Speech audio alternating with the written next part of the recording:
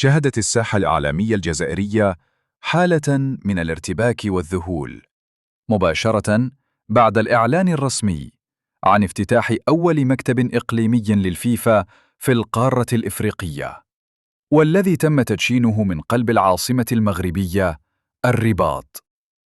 الخبر نزل كالصاعقة على عدد من وسائل الإعلام الجزائرية التي لم تستوعب كيف أصبح المغرب الوجهة الأولى للمؤسسات الكروية العالمية.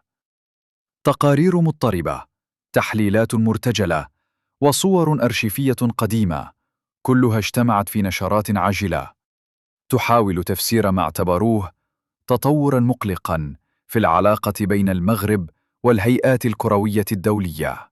في غضون ساعات تحول المقر الجديد إلى محور اهتمام الإعلام الجزائري، ليس من باب التهنئة أو التحليل الواقعي، بل من بوابة الشكوك والنظريات الخيالية. بعض القنوات ركزت على موقع الرباط الجغرافي، فيما حاولت أخرى البحث عن ثغرات في بيان الفيفا دون جدوى.